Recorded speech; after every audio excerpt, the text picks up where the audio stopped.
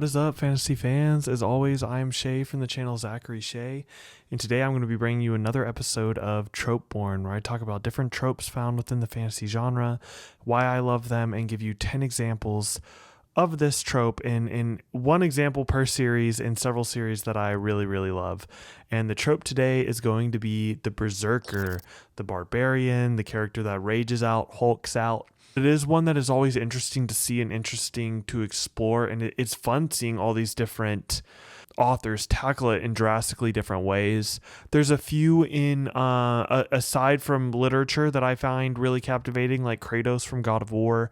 I think the way that he kind of has this like Spartan rage, berserker bloodlust, and that's kind of juxtaposed between but against his relationship with his son. If I were including video game characters, he would make this list. Grog from Vox Machina. If I was including podcasts, he would be making this list. But I'm trying to keep this mainly prose form storytelling, which I do have one manga character because I just couldn't not include him. But all right, starting off at number 10, I'm going to go with Wulfgar from the Forgotten Realms. A king is a man strong of character and conviction who leads by example and truly cares for the sufferings of his people, he lectured, not a brute who rules simply because he is the strongest. So the character of Wulfgar is he was the original main character of the Icewind Dale trilogy before readers really latched on to Drizzt Do'Urden, and then we got the Dark Elf trilogy, and then we got this big long series about this drow elf. But before that, Wulfgar was supposed to be the main character of R.A. Salvatore's original trilogy. You kind of feel that within the text, right? You feel it within the text, like Wulfgar kind of thought that he was going to be the hero of the story. And just in like how real life, he kind of got sidelined by the author. In the books, it seems like he's sidelined by his friends and his companions and by Catti Bree and by, in Drizzt kind of takes center stage. And that leads to him having some traumas and him lashing out in certain ways. And I do find him an interesting character. He is number 10 on the list, so let's get into the rest of the 9. He's on the lower side, and part of that could be that I read the series when I was younger. Part of that could be the way that the series is kind of presented to us, and Wulfgar doesn't really take a primary role in that. All right, so number 9, Prince Jalin from the Red Queen's War by Mark Lawrence. Battles are all about strategy, and strategy pivots on priorities. Since my priorities were Prince Jalin, and Prince Jalin, with looking good a distant fourth, I took the opportunity to resume running away. I find that the main thing about success is the ability to act in the moment. A hero attacks in the moment. A good coward runs in it. The rest of the world waits for the next moment and ends up as crow food. So Prince Jalin's an interesting berserker because he views his berserker rage as like a weakness of character, because he believes in being a coward, running away, getting the girl, spending the money, gambling, doing all the like least honorable things. And there's times where his berserker rage takes over and he's actually a really good fighter, but he hates that about himself because he's like, why am I running into combat? Like, versus the character that wants to be a hero, and then his natural like fight or flight, he flights, like he wants to be the hero, but then he just fails. Jalin is like the opposite of that. Like, he wants to be the coward, and then for some reason, sometimes the rage takes hold of him and he ends up fighting. And, I think Jalin is a really well-written character. I'll be honest, of the 3 or 4 Mark Lawrence series I've read, Jalin probably jumped out as a protagonist that caught my attention the least. Especially, I read him right after Broken Empire. So Jorg is a very powerful character, very powerful presence on the page, and Jalin is really not that. So I didn't love Jalin as much as someone like, say, Jorg, but I think as a berserker, he fits the trope well, and he does it in a very interesting way. It's not like everybody else. So that will be my number 9 pick.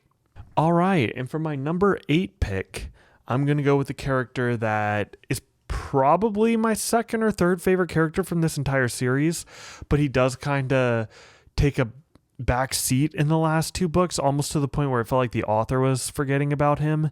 But every time he's on the page, he is, he's a scene stealer, and he is, he's the character I'm talking about is Hart from The War Eternal. I know it's hard, Hart continued. You feel like everything is your fault. You try to take all the pain and guilt and grief and make it your own. Ever since I met you down in the pit, you've tried to protect us. You made yourself a target to take the heat from Ison. You stood up to Yoren when no one else would. You convinced us to try to escape, even when we called you crazy for it. And any time it didn't go well, you always blamed yourself for your actions, for others, for things beyond anyone's control. I know how it makes you feel, alone against the world. You feel like you have to take everyone else's burdens on your shoulders and yours alone. But you can't, because you're not alone. You never have been. You have me, you have Tamura, you have Emiko, you have a daughter, you have Cyrillith. We might not be perfect. We're not perfect, but we're here. We've always been here, right beside you. You're not alone, Eska. So Hart's a lot like Kratos in that he doesn't want to give in to this berserker rage, not because he's a coward like Jolin, but because he doesn't want to hurt people. Well, Kratos does want to hurt people when it's necessary, but Hart he's even more of a pacifist. He really doesn't want to give in to this sort of berserker rage that can take him, but there are times where he has to, and there's times where our main character, Askara Helsing, kind of like manipulates the scenario to where he will have to give into that berserker rage. And, it does take a toll on Hart. And for my number 6 pick, I'm going to go with Galt Albrecht from the 5 Warrior Angels series. Trust is fleeting, while betrayal is timeless. Alas, life is crowded with lies, so be bloody, be brave, be happy. For at the end of every tale, nobody is who they seem to be. So Galt is an interesting character. He's flawed. He reminds me a lot of Logan Ninefingers from the First Law, except Logan is presented in a way to where he seems less reprehensible than he is. Like Abercrombie picks a very interesting time to show Logan, whereas you're kind of shown that Galt is on the wrong side of history very early on in this book, and then you go back and forth. Like, is he a bad man that just chose a wrong? Like, is he a good man that chose a wrong path, or is he a bad man? And wherever you fall on that with Galt Albrecht, he does have a lust for killing, and he gives into it more than most picks on this list. But he still has a love for Crystalwood. He has a love for multiple characters in this book. Like he does have a fondness for some characters, but it does seem like his thirst for blood and for violence eclipses some of the care he might have for other characters. So number 6 pick, Galt Albrecht. And for my number 5 pick, I had to go with a character from Malazan. So I just want to mention a little honorable mention from the series because I couldn't have 2 from the same series.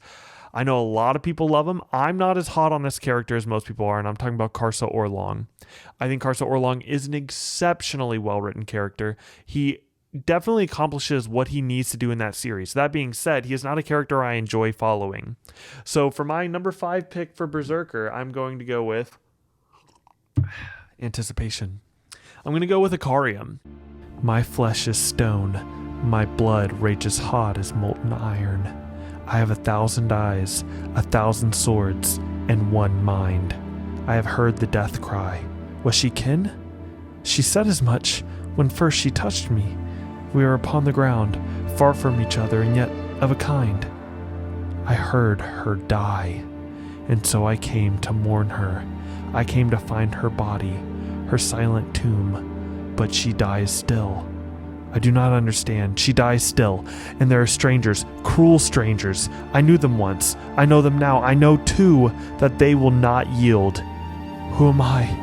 Who am I? But I know the answers to these questions. I believe at last that I do. Strangers, you bring pain. You bring suffering. You bring to so many dreams the dust of death. But strangers, I am Icarium, and I bring far worse. Ikariam, he doesn't really fit into the idea of a berserker because he does have a glass jaw. Most people, when they think of berserker, they think of big barbarian, whereas Ikariam is slight, but he's got a glass jaw, but he's got the most destructive capabilities of anyone in this entire series, I would say. I don't know that you could contest that, but he's definitely in the conversation. Ikariam is incredibly powerful, one of the most powerful entities in this entire world. And, he really doesn't have a violent disposition, unlike Karsa. And, if you've noticed a trend here, I really like the berserker that tries to go against that tries, but it's almost like they're compelled to do this violence.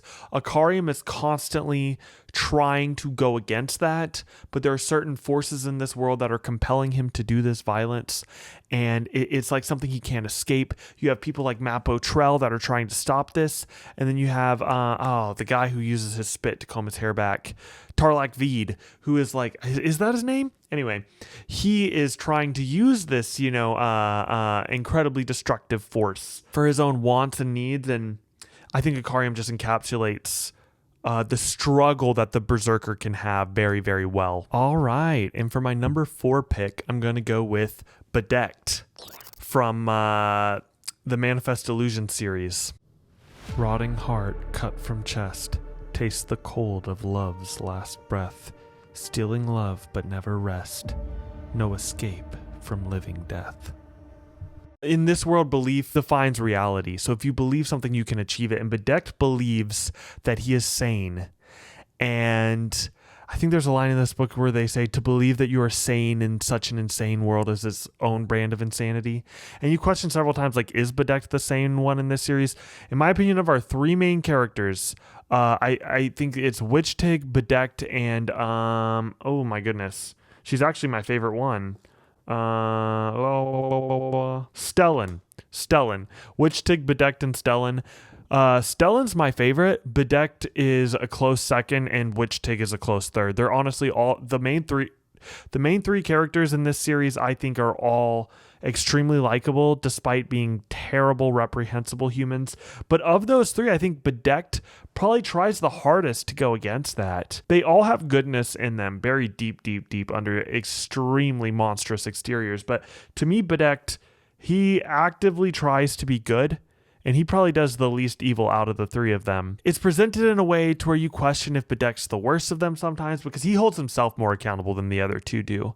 Witchtig and Stellan kind of let themselves off the hook a lot. Bedecked is really trying to be the sane one, the straight and narrow one. He tries to account for his faults, and he does have a berserker rage, and he does have some really cool abilities, and I don't want to get into that because it would really spoil this second book. I have not read on to The War to End All, but man, Mirror's Truth, one of the best book 2s I've read in a really, really long time. For my number 4 pick, I don't have the physical book with me. I'm going to be talking about Ragnar Valaris from the Red Rising series by Pierce Brown.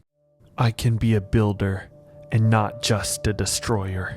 Eo and Fitchner saw that when I could not. They believed in me, so whether they wait for me in the Vale or not, I feel them in my heart. I hear their echo beating across the worlds. I see them in my son, and when he is old enough, I will take him on my knee, and his mother and I will tell him of the rage of Ares, the strength of Ragnar, the honor of Cassius, the love of Severo, the loyalty of Victra, and the dream of Eo, the girl who inspired me to live for more. So Ragnar Valaris, again, a character that, his whole life he's been used as a sort of puppet for the Golds. He's been treated as this like kind of beast, this obsidian to be used in the Colosseums, this monster. And you really see his journey throughout Red Rising, his journey to show them that he is not that beast, that he is a man, that he is not some animal to be thrown into a cage and forced to fight other animals, that he is a human being. And, one thing I love about Ragnar is the Golds try to make him into a sword, and Ragnar chose to be a shield. He's one of my favorite characters of all time. In fact, I actually enjoyed him as a character more than I enjoyed character 3, But the thing is, character 3 works more as a berserker.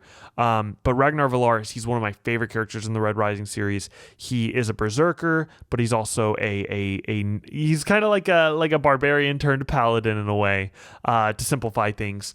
But he's so endearing. You believe his brothership with Darrow, his brothership with Severo. You believe that he is a howler. He finds a kinship with these reds and these half golds and these misfits. He's this giant obsidian monster, and he's just the bond he forms with our characters it's nothing shy of exceptional, and I don't think Pierce Brown gets enough credit for that. And so number 3, and you cannot have a list of berserkers and not talk about this character. And some people probably would argue that he should be at the number 2 or even number 1 spot, but I'm talking about Logan Ninefingers, the Bloody Nine. He wondered for an idle moment if he'd ever see her again, but it didn't look likely. You have to be realistic after all, and getting through tomorrow seemed like quite the ambition.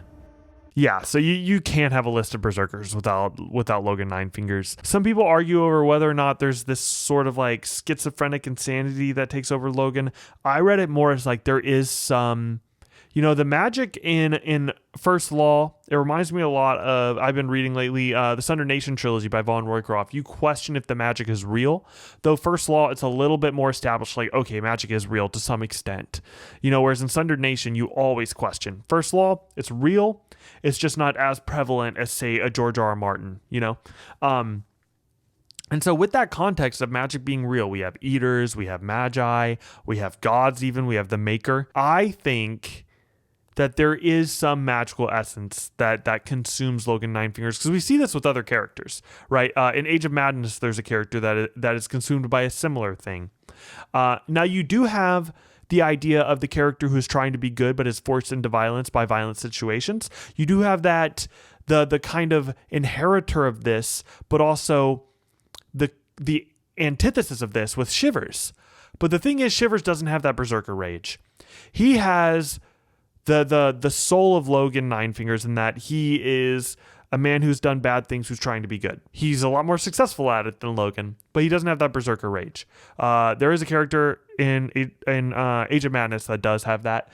And his journey to try to be better, not only does he have hiccups because of his own faults, but also because he does have this Bloody Nine persona that takes over and just wreaks havoc to enemies and allies alike. And it's just an unstoppable force of nature, the Bloody Nine is. And, I think it's the Grim Oak Press edition of First Law. You can see him like covered in blood. And it's like, that's what I think of when I think of the First Law trilogy. Logan Ninefingers, I would say, is the main character of that series. And I think he is an amazing berserker. All right. So number 2, most people would probably argue against me putting this above Logan Ninefingers, but I'm going to be talking about Orvindil, the Joth from the Adan trilogy by Philip Chase. Gazing at the bright steel again, he thought of the task before them, finding their friend who was lost and needed them. Quora had said he had given so much of himself that he no longer knew who he was. Dayraven was out there somewhere. Now, it could be that I'm, approaching halfway through Return to Adan. There's just something about Orvindil that most readers of this series become endeared to. It's that when we get his POV, you see that he has this thirst for blood, that he is drawn to it. But what I think is an interesting thing is, at least so far where I'm at, this could be called into question in the very next chapter, Philip Chase never lets other characters see that bloodlust in him. They see him, the characters like Norn and Dayraven and Galdor, when they look at Orvindil, they see someone who is very honorable, who is very noble.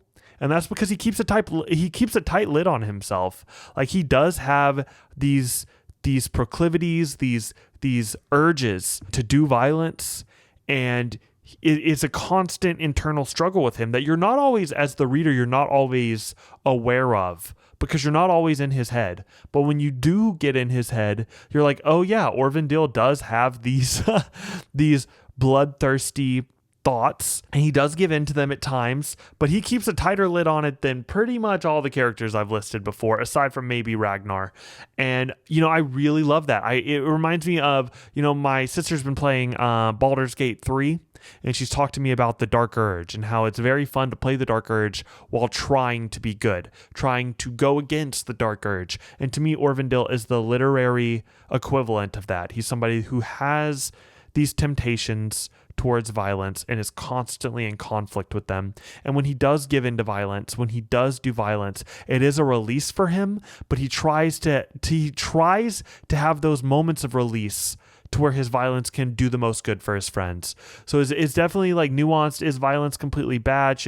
Is it like a drug to him? I don't really know where to sit at with Orvindil. And I think if I just had a more concrete answer on like he should just stop killing people, it wouldn't be as nuanced of a series. But he is my number 2 pick and my number 1 pick. It has to be. Berserker. It had to be Guts. It had to be Guts. I mentioned that there was one character that was not from prose form storytelling, that was from manga, and it's Guts.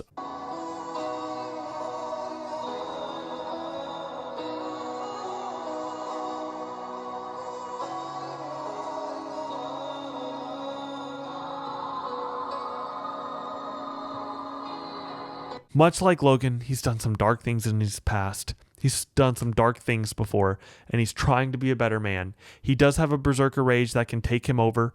There's that very famous scene, I think it's post-conviction arc, where he does almost assault Casca because he's so frustrated at the situation he's in. He's so mad and he lashes out. And there's a few times in the series where he lashes out at people close to him. But you always see the regret immediately. Guts is someone that I think, people say he's an anti-hero. I don't. I think Guts is a hero. I think he has faced some incredible hardships and he's come out the other side, and that he's not perfect, and that he does have a bloodlust. He does give into that rage. He does give into that need for vengeance. But I have a strong suspicion his story will not be completed by him achieving that vengeance. His story will be complete by him finally reaching a state to where those he loves are safe and he no longer has to thirst after that vengeance. Because you've seen the story shift, right? Like at first it's just get revenge against the person who wronged me, and now it's protecting what he's got. He had nothing and all he wanted was vengeance, until he had to face reality and say, I don't have nothing. There's still enough here to protect. And the story in Berserk has shifted towards one of protection instead of one of retribution, and it has grown for that. So yeah, number 1 Berserker, it was always going to be Guts. There was a lot of like, 2 through 5 area, where am I going to put these? It was always going to be Guts for number 1. And if I missed any Berserkers, let me know. There's a few I really wanted to include, like Arathon, because he definitely has Berserker aspects, but I'm saving him for my top 10 bards or top 10 sorcerers Tropeborn video, because he'll place really high in one of those. So let me know what trope I should tackle next, and what tropes you are curious about. You want to see examples of them done in literature, maybe to get book recommendations. And peace.